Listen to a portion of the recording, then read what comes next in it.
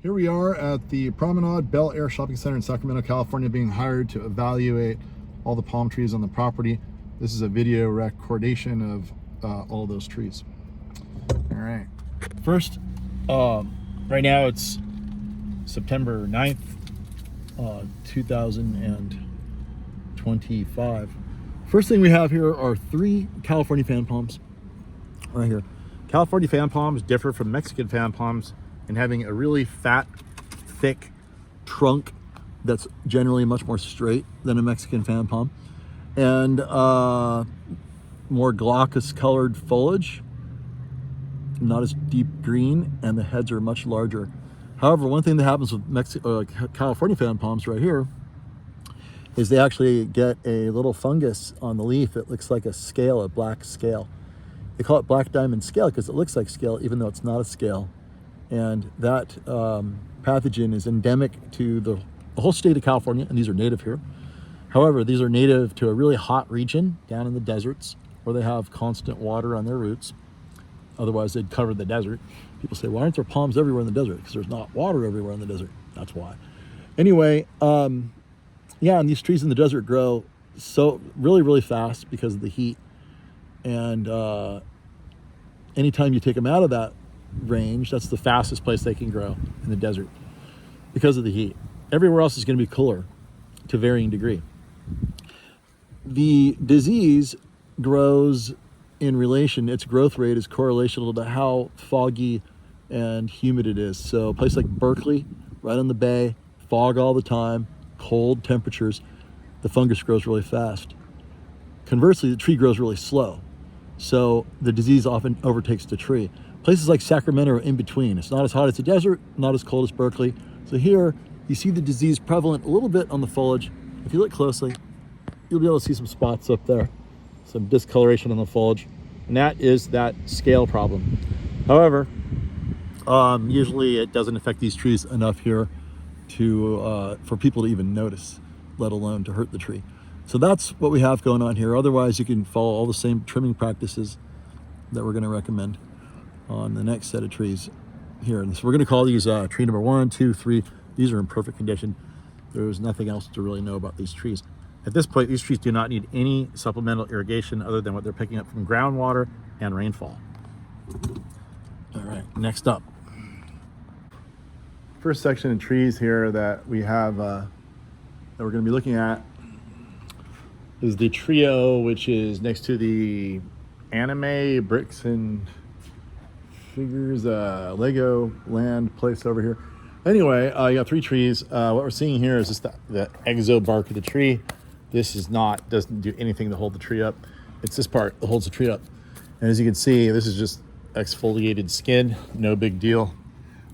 It's in here that you really want to watch. I'm not seeing any problems with the tree. Someone spiked these trees long ago. It could have started the process of the exfoliation of the skin. And you can see there's been climb marks only up to about 20 feet. Well, we think that after that point, they started using man lifts, thank goodness. Never use spikes on these trees, ever. But this tree is not a fall over risk. We're worried about fall over risk. As far as trimming, we're going to recommend these trees get trimmed November 15th, ahead of the big winter winds. And we want to cut them back to the 45-degree angle mark, neatly to the trunk, and then also take off anything that's loose, maybe even skin the trees a little bit of the bark that's up there so it doesn't fall off over the winter as well. And obviously take all the seeds off. And then we're recommending a secondary trimming in probably like April, May, June, after we have verified that all of the flower spikes have fully emerged out of the trees, and ideally before setting fruit. So we can cut those off so we don't have any fruit drop. See, there's all kinds of fruit drop here. Fruit drop are these little seeds like this, like little marbles. They could be, here's the inner seed on the inside. And they're little small things, but they're round enough where you could like have a bunch of them like little marbles on the ground. People could slip over them. This is what happens when you don't trim their trees and all the seeds off. These are seedlings coming up, and these are a total nuisance. They can be everywhere. But as long as you get the seeds before they form, you're good there. Now, this tree here is fine. We're gonna call this tree number 4. We're gonna call this tree number 5. This tree has a little bit of constriction right here on the trunk, but again, it has plenty of structural bark underneath. It has some of the same issues with the bark coming off. It's not a problem structurally. These trees have a lot more lifespan left. Even that little notch right there is not really a problem because it doesn't go in deep enough into the core of the tree. Now this one here, this one actually does have quite a bit of exo damage on the outside, but it also has penetrated a little bit on the inside. This one, I would recommend maybe taking this tree out. I'll rate these trees for fall over risk. This one, probably it's like an 8, maybe a 7 to an 8. This one right here, same thing, 7 to 8. This one right here is like a 6 on my scale of risk, which is not that risky, but you know, it's getting there with that bark right there. So to be really conservative, I would remove this tree. And those are the trio we have here. We're gonna call these trees number 7 and 8. There's nothing wrong with these trees, so there's no concern whatsoever with them. Follow normal trimming practices. Now we're right in front of the sign. We're gonna go in the main entry where the bulk of the trees are. We're gonna start on the right side, go to the left side and work our way back out. Right now we're at, this is gonna be tree number 9 right here. And just a quick inspection of this tree. You can see the old spike marks that are left behind. They were worried about the moss. The moss doesn't really hurt anything, nor does any of this bark flaking off. We talked about that. The center of the tree is the most important thing. When people are climbing these trees, or not climbing them, going up in these trees to trim them, they really should be going along and looking for any deformities and just giving it a good knock. You know, as long as the inner part is hard like this, there's no problem for fall over risk. You can see here they spiked right in here, and now they have premature breakage of the trunk. I'm going to give this a tree a rating of 7 because it's getting in there a little bit, but not so much that it's a problem right now. This tree should be watched. Okay, again, this tree is tree number 9 in the project. I'll take a quick photo of that. Tree number 10. It's got a little bit of bark mixing. It's got a little hole here, but that's not a problem. I'm gonna give this one like a 7, 8 in structural strength here. Okay, then we have tree number 11. Tree number 11 has lost some of its outer bark. That's not a problem. Still have lots of structure left. Looks like the main structure is fine. This little bit of gaps in here are not a problem. And it looks pretty solid to me. So I wouldn't worry about that one. Okay. Here's tree number 12. It's lost a lot of outer bark, but again, not a problem for structural integrity of the tree. This tree is at cosmetically, it's probably like a 6 or 7 just because of the trunk, but structurally it's like an 8. I mean, look how fat it is. And there's really none of this, I don't see any deep marks in the tree that would cause me to believe that it was a risk for fall over. These trees are, they were evolved in hurricane country, and as such they had to develop ways to resist those big winds, 150-mile-an-hour winds. These trees, if you watch them, they'll sway back and forth. Look, see that? They're moving with the wind. The fronds are just like someone's hair sticking out of a car when you're driving in a convertible, just blowing around. There's not a lot of sail effect there. Okay, not a lot of solid sail. Not like a big canopy tree like this. And then on top of that, the structure of the bark has a bunch of hair, like strands in it that just flex and move and have lots of tensile strength. So these things are unbelievably flexible. Okay, I believe we were on tree number 13 here. Again, it's just cosmetic. You got some bark coming off. I mean, structurally, I'd call this tree, it's pretty solid. You know, it's a little bit loose in here. Keep an eye on this one. You know, it's got a little bit of deformities in here.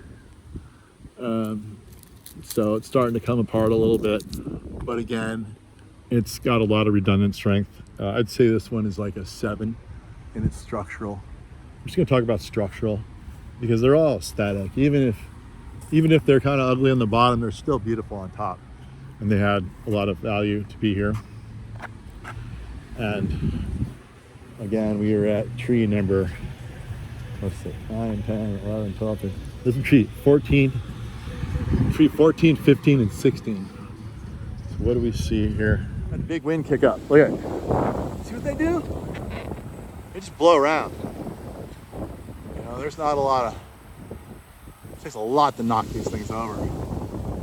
And this is why we want to trim off the heads in fall to let more sun down onto the ground to warm the parking lot up for people in the short, cold winter days, and also to reduce the sail effect on these trees for the leverage effect that the wind pushes on. Okay, now back to these guys. This is tree 14. It's just got a little bit of bark damage. This one's fine. It doesn't have any issues at all. This one doesn't even have bark damage. It's looking really good. That one's totally fine. This one here's got to go. This is the one we found. The reason it's got to go, this is the most problematic tree here. I don't know if you can see, it's kind of tough lighting here, but there's a giant hole.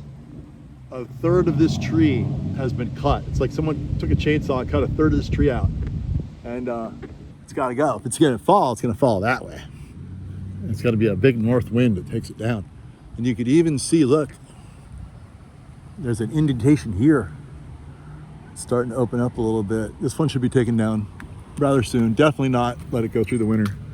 And you just have a tree missing here. Just cut it down to grade. I don't think you need to replace it. Just have a dual 2 trees. So that's going to be tree number 16. Sweet 16's got to go.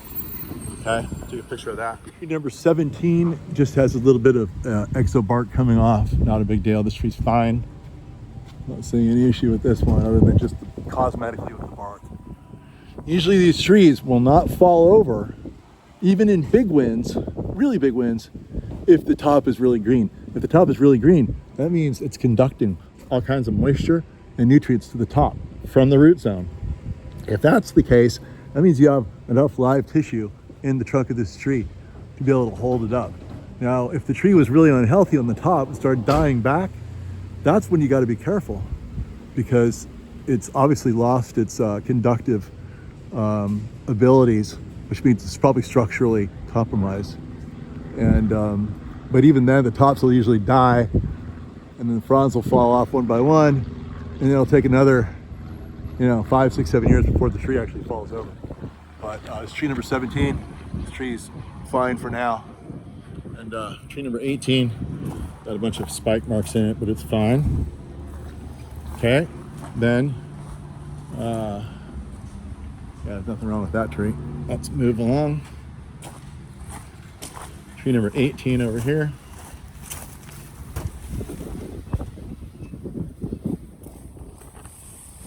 This tree's totally fine. Those marks right there don't matter.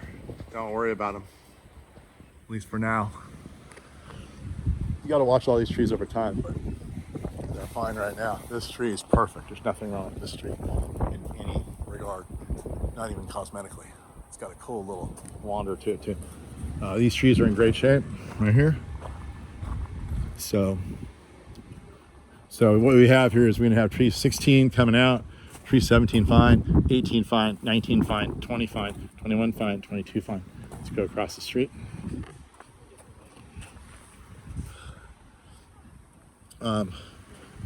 This will be tree 23. I think this one's looking good.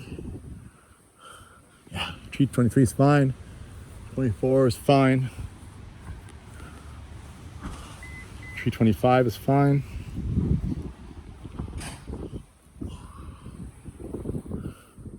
Okay.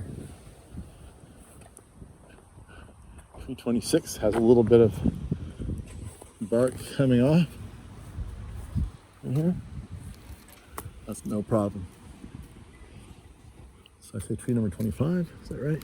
16, 17, 19, 20, 21, 22, 23, 24, 25. This is tree 26. 26. Okay. Okay. And then tree 27 up here has a lot of bark coming off, but it's just the outer bark. Again, not a problem structurally. Tree 27, here it is.